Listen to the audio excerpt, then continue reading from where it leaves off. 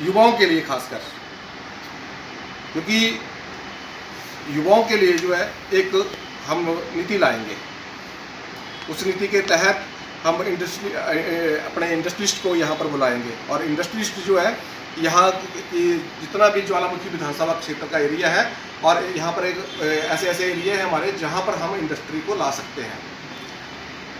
और मेरी पूरी कोशिश होगी कि अगर मुझे जनता मौका देगी और पार्टी हाईकमान मुझे मौका देगा तो यहाँ पर फैक्ट्री भी लगाई जाएंगी ताकि युवाओं को जो है वो रोजगार मिल सके। सरकार के द्वारा जो अभी हाल ही में जो इन्होंने निर्णय लिया है, जो ये भर्ती प्रक्रिया जो इन लोगों ने अपनाई है, हम उसका कड़ा विरोध करते हैं। क्योंकि ये जो भर्ती प्रक्रिया अपनाई गई है, इन्होंने आर्मी की क्रेडिबिलिटी के ऊपर ही प्रश्न चिन्ह लगा दिया गया है। आर्मी की एक क्रेडिबिलिटी है।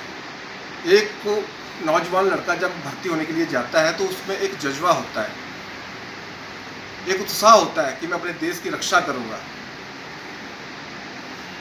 और जिस ढंग से इन्होंने 4 साल के लिए ये भर्ती की प्रक्रिया अपनाई है, उससे युवाओं में जो है वो भारी रोष है। आज पूरे हिंदुस्तान के अंदर युवा इस प्रक्रिया की निंदा कर रहे हैं। मैं एक बात ये कहना चाहूँगा कि 4 साल के बाद वो युवा क्या करेगा आगे। 11 लाख रुपए आप दे रहे हैं, आफ्टर रिटायरमेंट वो 11 लाख रुपए लेगा। 11 लाख देने के बाद आप उसको घर भेजेंगे तो क्या वो घर आकर 4 सालों के बाद पकौड़े बेचेगा?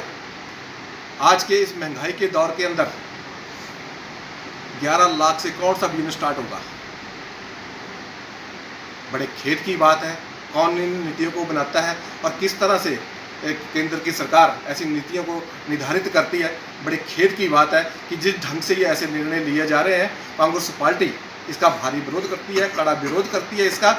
और भविष्य में आने वाले दिनों में आप देखेंगे हिंदुस्तान का नौजवान जो वो सड़कों के ऊपर आज से ही एक खड़ा हो चुका है।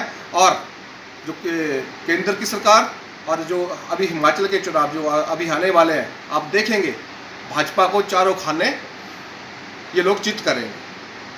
धन्यवाद।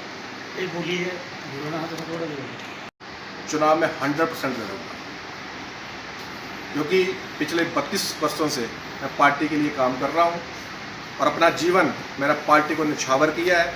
पार्टी से कभी भी मैंने धोखा नहीं दिया पार्टी को, और एक निस्वार्थ भाव से एक आम घर का बच्चा होने के नाते मैं संगठन की सेवा में लगा हूँ और अपने विधानसभा क्षेत्र के अंदर पैदल यात्राएं तक कर चुका हूँ। और मेरा इस बार राइट बनता है और मैं हाईकमांड से जो आप अपील करूँगा कि इस बार मुझे मौका दिया जाए। प्राथमिकता जो है अपने विधानसभा क्षेत्र के लिए जो है इस शहर को, और जिसमें यहाँ पर सीवरेज की जो सबसे बड़ी समस्या है, पानी की जो यहाँ पर सबसे बड़ी समस्या है, इसका सुंदरीकरण की समस्या है, इनको मैं आने वाले दिनों के अंदर जब हम सरकार में आएंगे तो इसको हम पूरी प्रतिबद्धता से इन चीज़ों के ऊपर वर्क करेंगे।